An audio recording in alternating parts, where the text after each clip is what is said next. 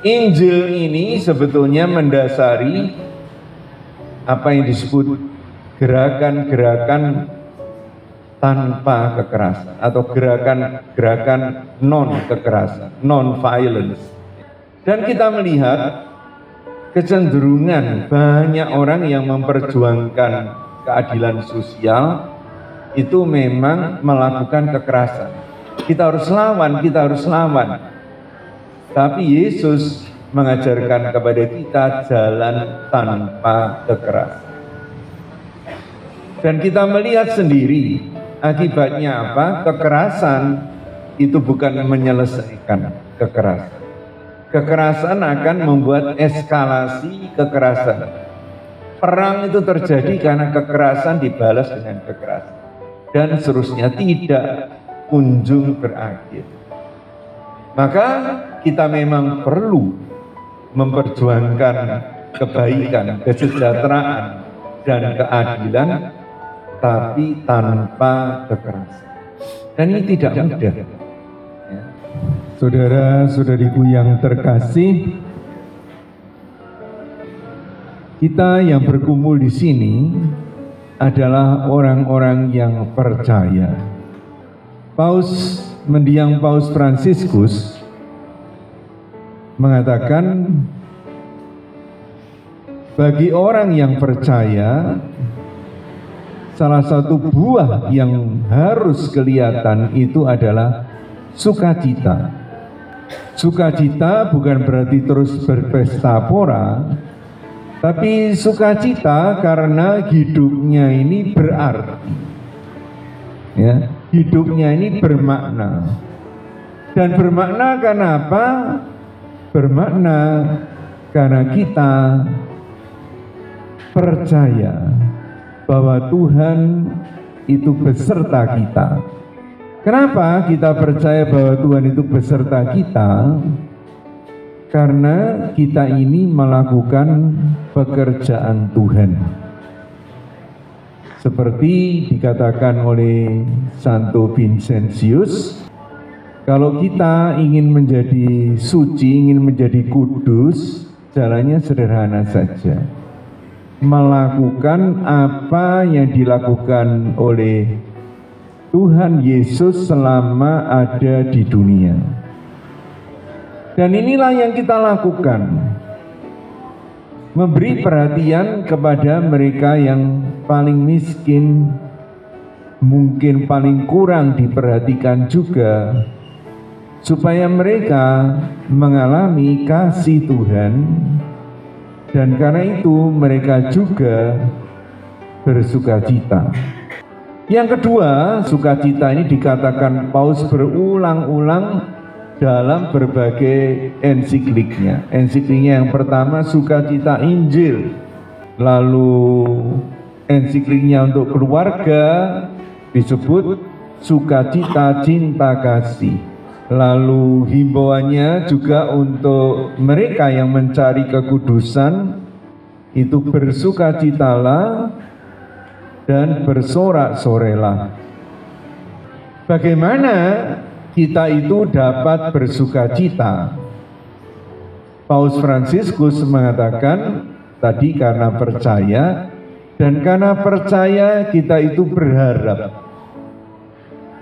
Karena itulah tahun jubileum yang dia tetapkan sebelum meninggal, tahun jubileum biasa kali ini ya disebut tahun peziarahan pengharapan. Bagi kita orang beriman, hidup ini seperti sebuah peziarahan. Kita hidup itu bukan hanya untuk mencari nafkah, kita hidup bukan hanya untuk makan dan minum, kita hidup menuju kepada Tuhan. Karena itulah maka kita ini disebut peziarah dalam hidup. Sebelum Paus meninggal, karena dia memaklumkan tahun ini sebagai tahun pengharapan, ya, pengharapan tidak mengecewakan. Dia mengutip ya dari surat Rasul Paulus kepada umat di Roma bab 5 ayat 5, Kalau kita sungguh percaya pada Tuhan, maka pengharapan itu tidak mengecewakan. Bagaimana caranya kita bersukacita? Bagaimana caranya kita itu tetap punya harapan? Dengan memberikan sukacita. Bukan dengan mencari sukacita, tapi dengan memberikan sukacita. Kalau kita tahu berbagi sukacita, kita juga akan penuh. Inilah yang diajarkan Tuhan Yesus sendiri. Bagaimana kita tetap berharap? Dengan membagikan pengharapan itu. Lebih-lebih kepada mereka yang sepertinya putus asa, mereka yang kehilangan harapan. Dan itulah orang-orang yang kita layani. Entah itu dalam bencana, ya. Kita tahu orang yang kena bencana yang hebat, keluarganya juga ada yang meninggal. Seringkali mereka itu kehilangan harapan, kehilangan sukacita. Tapi kita hadir bagi mereka untuk memberikan pengharapan. Pengharapan itu hadir bersama kita. Dan kita juga menemani mereka tetap dengan sukacita. Dan itulah yang akan membangkitkan juga sukacita mereka. Dan ketika sukacita mereka, harapan mereka bangkit, kita juga mengalami sukacita yang tidak bisa diberikan oleh dunia. Kita juga akan mempunyai harapan yang tidak bisa dijanjikan oleh dunia, tapi hanya oleh Tuhan sendiri.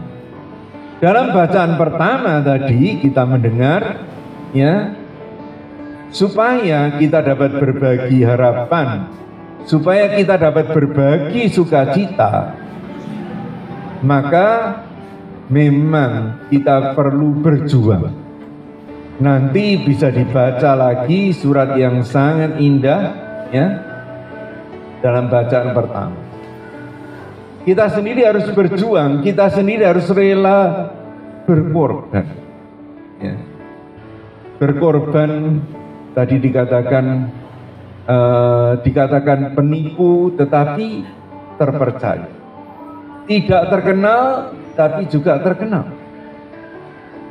Tidak dikenal tapi karena kita sungguh-sungguh berkarya, ya, untuk orang-orang yang malang itu, maka kita menjadi terkenal. Bukan kita tidak cari-cari, ya, seperti orang sekarang menjadi terkenal, ya, dengan jadi YouTuber atau TikToker atau apa, lalu diukur followernya berapa. Tidak, kita tidak mencari itu, tapi dari sendirinya orang melihat apa yang kita lakukan. Jadi kita ini pembawa sukacita karena kita ini juga pembawa harapan. Dan kita hanya menjadi orang bisa berharap dan bersukacita, kita membagikan untuk mereka. Nah, barangkali untuk bacaan pertama itu agak mudah kita mengerti, ya. Tapi Injil hari ini seringkali sulit dimengerti. Bagaimana, ya? Kalau ditampar pipi kiri, berikan pipi kanan. Kalau diajak jalan 1 mil, jalan murah hati 2 mil.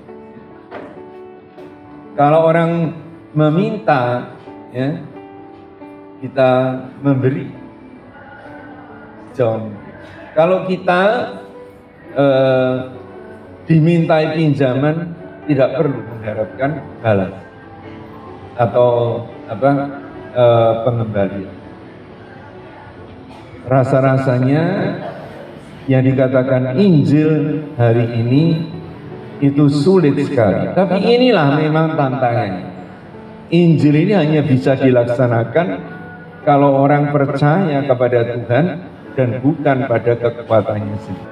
Kita seringkali kehilangan harapan karena kita merasa bahwa Mereka yang kita lawan ya, tanpa kekerasan itu tidak kunjung memberikan apa yang kita mau. Tapi memang harapan kita itu bukan di dunia. Karena dunia seringkali memberikan harapan palsu. Ya. Dan terbukti itu, ya, orang yang membela keadilan dengan kekerasan ya, dijanjikan oleh dunia, biar ya lawanmu kalau perlu dibinasakan. Tapi terus balas. Kalau kita percaya pada karya keselamatan Tuhan, pada karya penebusannya, kita harus mengikuti jalan Tuhan. Dan itulah jalan tanpa kekerasan. Untuk itu maka kita juga perlu berkorban. Untuk berkorban kita perlu percaya. Maka saudara-saudariku yang terkasih, apapun agama kita, apapun keyakinan kita, pada perayaan hari ulang tahun ke-16 di KBS ini, satu pesan Tuhan, percaya. Lewat segala perjuangan kita jatuh bangun, belajar percaya. Tapi kita percaya bahwa kalau kita sungguh-sungguh percaya kepada Tuhan, kita sungguh berharap kepada Tuhan, harapan itu tidak pernah akan mengecewakan. Semoga hari ulang tahun YKBS ini membawa kita kembali kepada semangat Vincenzian, kepada semangat Kristiani, sebagaimana yang dikatakan dalam sabda Tuhan hari ini. Sebagaimana juga yang kita rayakan bersama-sama, yaitu tahun jubileum peziarah pengharapan. Saya tahu cukup banyak ziarah-ziarah dilakukan, tapi moga-moga pesan dasarnya ini tidak dilupakan. Mari YKBS kiranya sungguh-sungguh membawa cahaya harapan yang berasal dari Tuhan sendiri, karena kita sungguh percaya. Aku